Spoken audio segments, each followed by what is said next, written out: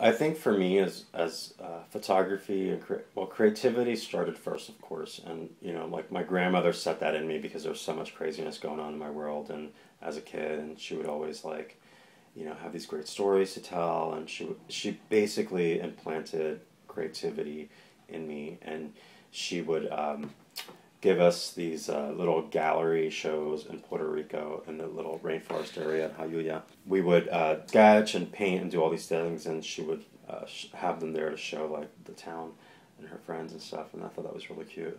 She gave me a little bit of that faith in self through creativity. That just really was something that just stuck in me. When I was about probably like 15 or 16, I got a camera, and I just remember like it was the first time in my life where I connected to things like nature and color and people. And I mean, Cape May, New Jersey is just gorgeous.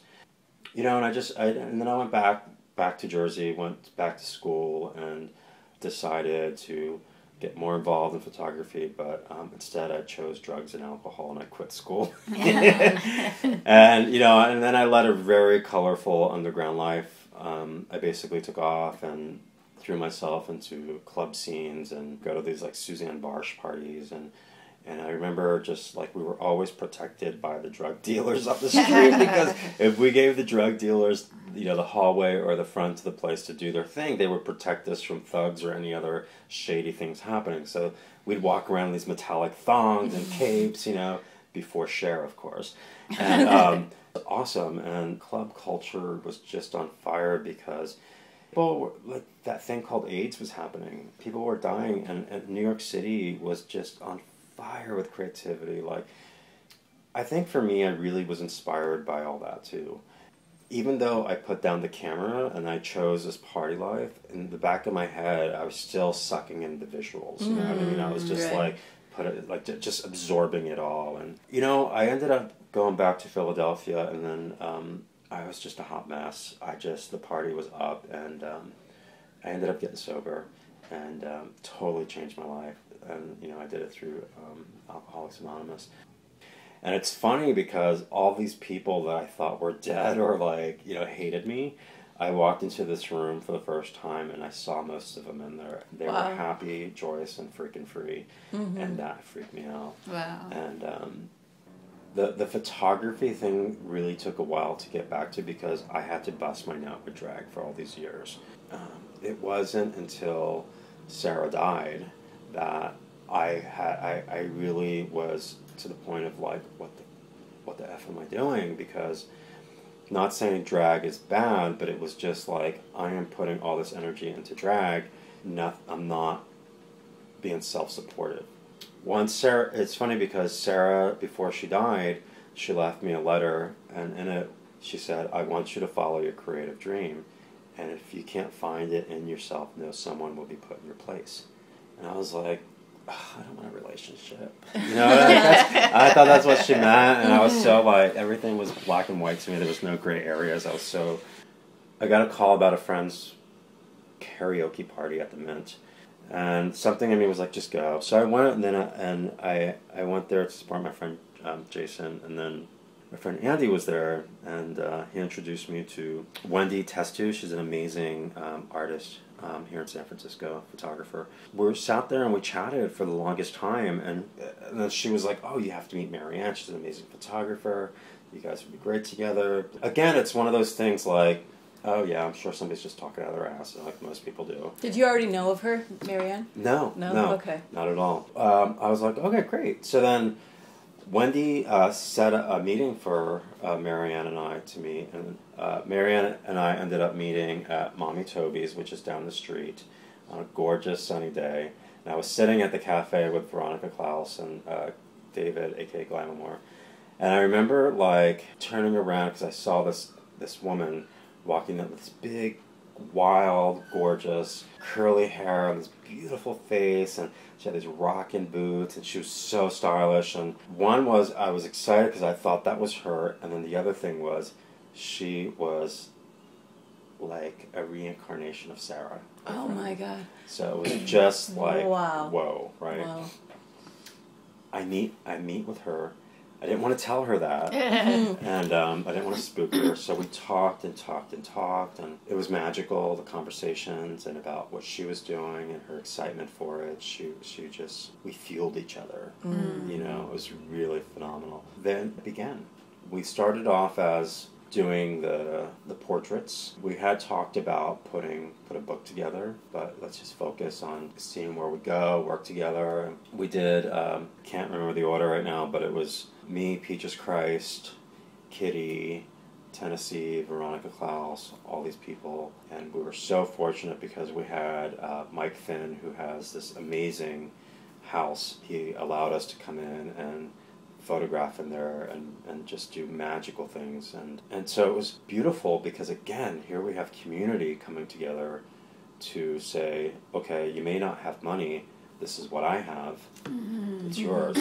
It is one of those magical things about living here in San Francisco. Some things we thought we were going to do something, and then lighting changed or costume changed or this was going on, or we were inspired to do something last minute, and I think that was what's so magical about working with Marianne, that we can literally a bigger picture. And does it evolve like in the session? Because some of the things that I've seen, I mean, it looks like it would have to be really elaborately thought out or produced, even just how it's shot and what's involved in that. Well, I think you see the combo of the both of us coming together with the magic because of her experience as a photographer, as a teacher, as my teacher, my life skills as an artist, as a drag performer, as a stylist, as all that come together. We want to portray iconic images of each of these queens.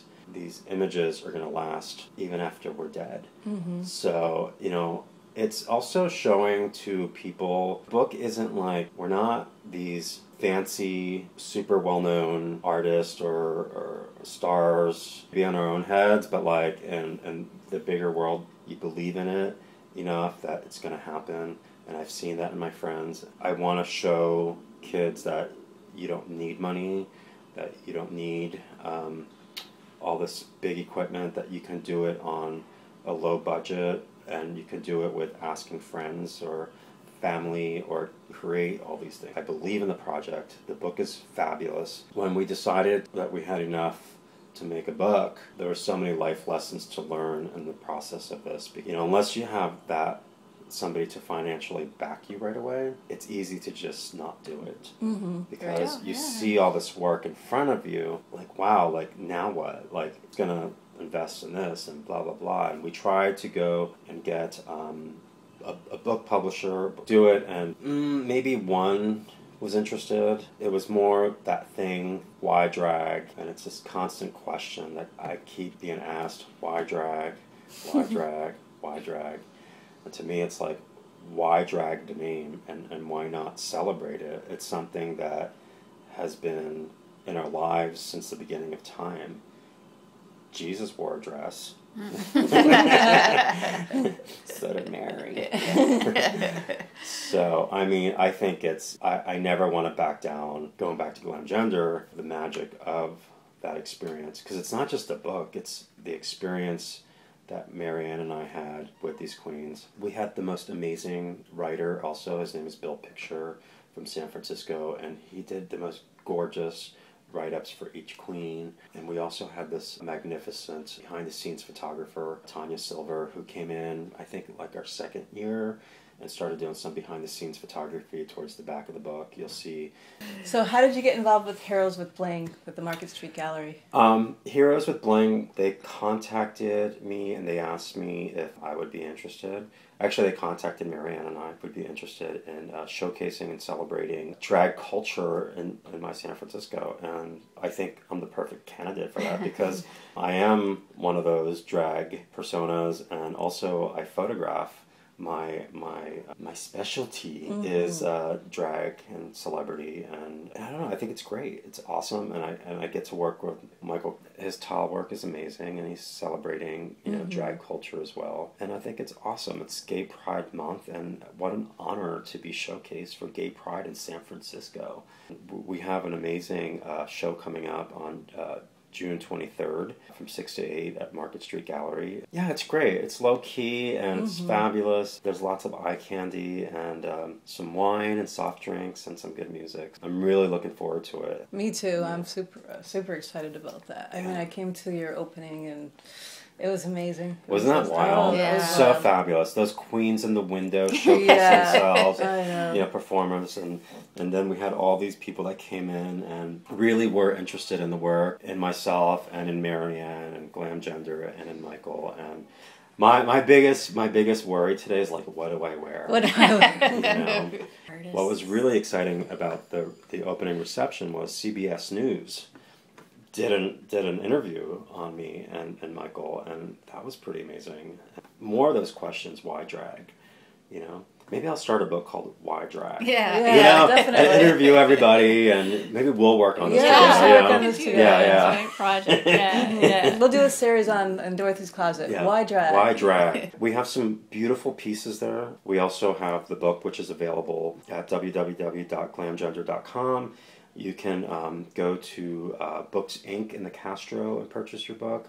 Retrofit on 23rd in Valencia, which is a gorgeous, fabulous vintage store, which has wigs and makeup and all this stuff. LeMay cannot be any helpful and sweeter.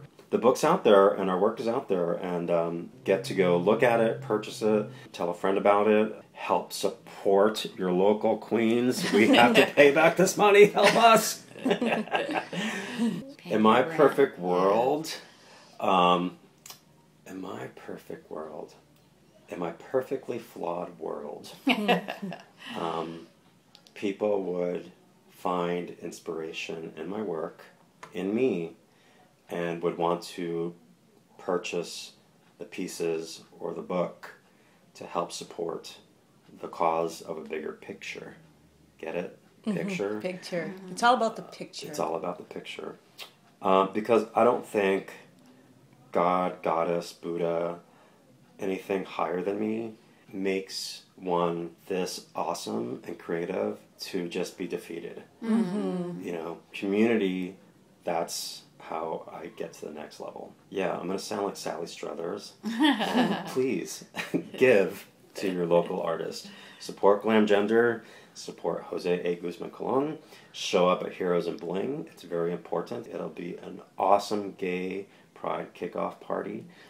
If anyone wants to contact me and wants to know anything about my world as Jose or as Putanesca, about Glam Gender, Heroes with Bling, or anything I got going on in my world, you can follow me on Twitter. It's under Glam Gender on Twitter. You can find me on Facebook under Jose A Guzman Colon Photography. Yeah. I want to sit here and celebrate Dorothys Closet for Gay Pride Month because, you know, I think this is the beginning of something really big, and I feel like the community is going to really start to really see that Dorothys Closet is there for the community and that it will support Dorothys Closet and any which way they can. So I know I'm a big fan and will always be, so I'm very grateful for that. I am so proud to be a big homo in San Francisco. I am so proud to be a big old queen. I am so proud to be 43 and still fiercing it, and I am so proud of you for helping me make my world a better place one day at a time. Through your love and support of all my work and my friends' works.